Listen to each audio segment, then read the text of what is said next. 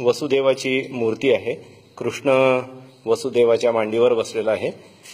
या पितळी भांड्याला खालच्या बाजूने एक भोक आहे पूर्णपणे. पण या पितळी भांड्यामध्ये जर का आपण आता पाणी भरलं तर काय होतं बघा.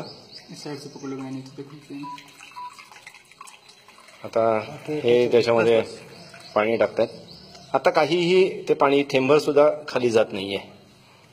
आता हा अजून थोडं त्याने बादलीतून पाणी घेतलं आणि अजून थोडं पाणी तो आता याच्यात टाकेल. आणि ज्या क्षणी या कृष्णाच्या मूर्तीच्या पायाला पाणी लागेल, उदाहरणार्थ असं आता लागलं, पाय पाण्यात बुडले की लगेचच ही पाण्याची धार खालून पडायला सुरुवात होते.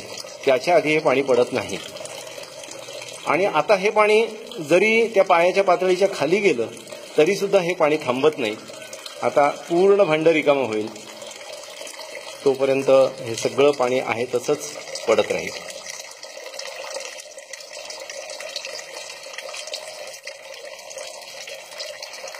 आधी आम्हाला वाटत होतं की ती कृष्णाची मूर्ती आहे ती हलणारी आहे, त्याच्यात त्यांनी काही केलंय का.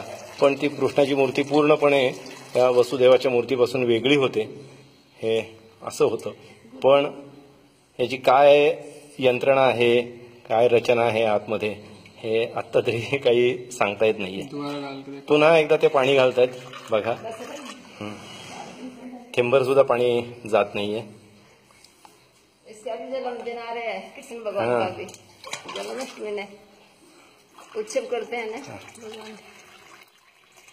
अजूनही पाणी पायाला लागलं रे लागलं की पाणी पडायला सुरुवात होते. आणि आपल्याला असं वाटेल की पायाच्या पातळीच्या खाली गेलं पाणी की ते थांबेल. पण आता तसं होत नाही.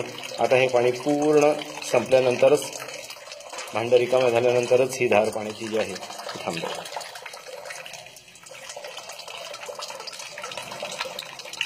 हे रामगडमध्ये आम्ही खेमका कुटुंबाने बांधलेलं हे एक शनी मंदिर आहे. पूर्ण बेल्जियम ग्लासवर्क इथे आहे. त्याच्यामध्ये आम्हाला हे पुजारी आता ना दिनेश पुजारी है, उन्होंने ये सब हमें बताया है.